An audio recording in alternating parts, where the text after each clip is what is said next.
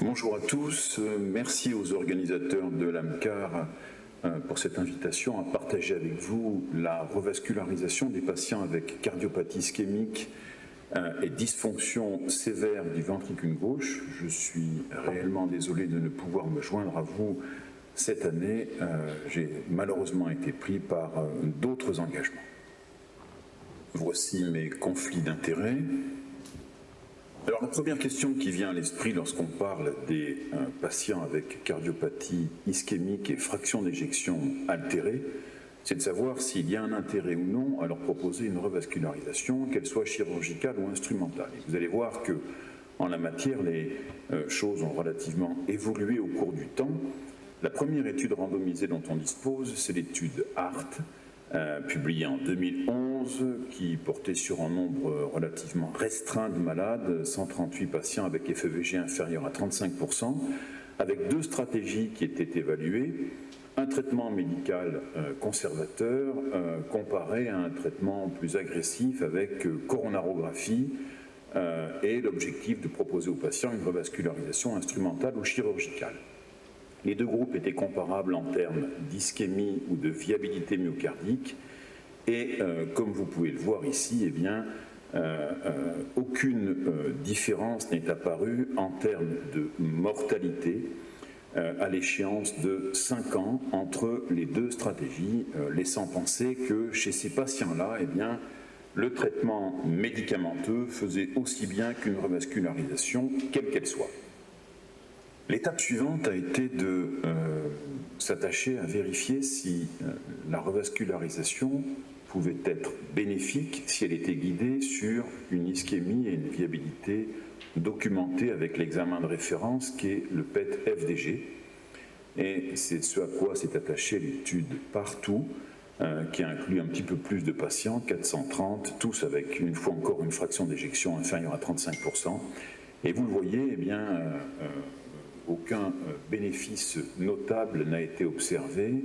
entre la revascularisation et un traitement standard chez des patients dont l'ischémie et la viabilité avaient été préalablement documentées. Et puis la situation a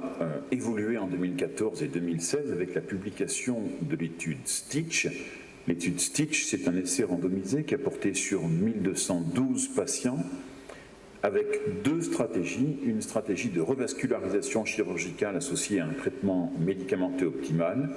versus un traitement médicamenteux seul. Et vous le voyez sur le critère principal de décès toute cause, eh bien, STITCH montre que la revascularisation chirurgicale est associée à une réduction de 16% du risque de décès à l'échéance de 10 ans chez des patients donc pluritronculaires avec FEVG altéré. Ce qui est intéressant dans STITCH, c'est que ce bénéfice en termes de mortalité, on l'observe au-delà de la deuxième année. Avant, la chirurgie et le traitement médical font jeu égal et on observe même une surmortalité au cours du premier mois post-opératoire liée aux complications de la chirurgie. Que disent les recommandations? Eh bien, elles sont assez unanimes, qu'il s'agisse des recommandations de la Société européenne ou des sociétés nord-américaines, vous le voyez, la revascularisation chirurgicale doit être privilégiée avec un niveau de recommandation 1B chez le patient avec altération sévère de la fonction systolique ventriculaire gauche et atteinte pluritronculaire. Alors la Société européenne de cardio se positionne pour une revascularisation possible, percutanée, instrumentale, chez le patient pluritronculaire en fonction de ses comorbidités, avec, vous le voyez, un niveau de recommandation relativement faible, alors qu'en 2021, eh bien, l'ACC et l'AHA considèrent qu'on n'a pas de données suffisantes pour émettre des recommandations sur la place éventuelle de l'angioplastie chez ces patients-là. Le rationnel pour envisager une revascularisation percutanée de ces patients, il est lié au fait qu'on dispose maintenant de stents qui sont sûrs, efficaces, associés à un taux de thrombose de stent faible, de resténose faible également, et que l'angioplastie pourrait permettre chez ces patients de s'affranchir de la surmortalité observée au cours du premier mois au décours de la chirurgie. C'est ainsi qu'a été conçue l'étude Revived, publiée l'année dernière et qui a comparé, dans un essai randomisé d'assez grande ampleur, portant sur 700 patients, deux stratégies. Une stratégie de revascularisation percutanée, associée à un traitement médicamenteux optimal, comparée à un traitement médicamenteux optimal seul chez des patients avec atteinte pluritronculaire et dysfonction ventriculaire gauche sévère, ayant tous une viabilité myocardique documentée. Le critère de jugement principal, associé mortalité toute cause et réhospitalisation pour insuffisance cardiaque à l'échéance de 2 ans. Il y avait une multitude de critères d'évaluation secondaires, au premier rang desquels l'évolution de la fraction d'éjection ventriculaire gauche échographique à 6 et 12 mois, la qualité de vie à 6, 12 et 24 mois et les manifestations dyspnéiques NYHA. La moyenne d'âge de la population était de 70 ans, 40% des patients étaient diabétiques, la fraction d'éjection ventriculaire gauche était de 27% dans les deux groupes et la viabilité a majoritairement été évaluée en IRM. Tous les patients étaient, comme vous le voyez, pluritronculaires. Vous avez ici le critère de jugement principal évalué à 40 mois. Il y en a sur cette diapositive deux informations déterminantes. La première, c'est que le taux d'événement est extrêmement élevé dans les deux groupes, 37,2% dans le groupe des patients traités par angioplastie, 38% dans le groupe des patients traités médicalement, et aucune différence, naturellement, en termes de décès toute cause ou d'hospitalisation pour insuffisance cardiaque entre les deux groupes. Le constat est le même si l'on décompose le critère de jugement principal. Vous le voyez, aucune différence en termes de mortalité toute cause, aucune différence en termes de réhospitalisation, quelle que soit la stratégie, angioplastie ou traitement médicamenteux optimal. Aucun des sous-groupes préspécifiés ne tire profit de la revascularisation percutanée par rapport au traitement médicamenteux seul, qu'il s'agisse des patients les plus âgés, des fractions d'éjection les plus sévèrement altérées, des patients diabétiques, du niveau de classe fonctionnelle, de la présence ou non d'une fibrillation atriale, d'une lésion du tronc commun ou de la sévérité de l'élévation des biomarqueurs de l'insuffisance cardiaque. De la même manière, il n'y a pas de différence entre les deux groupes de traitement en termes d'évolution de la fraction d'éjection ventriculaire gauche à l'échéance de 12 mois, pas plus qu'il n'y a de différence entre les deux groupes en termes de qualité de vie. La seule différence auquel on pouvait s'attendre d'ailleurs, c'est le taux de revascularisation non programmée qui est naturellement plus important dans le groupe des patients traités médicalement. On peut considérer ça comme un crossover comparé au groupe des traitements qui avaient initialement été traités par angioplastie percutanée. En revanche, aucune différence en termes d'infarctus myocardique au cours du suivi. Le fait que la revascularisation myocardique ait été complète ne change rien à l'affaire, ce qui peut paraître un petit peu surprenant chez des patients tritronculaires dont la viabilité myocardique était systématiquement documentée. Comme vous le voyez sur cette diapositive,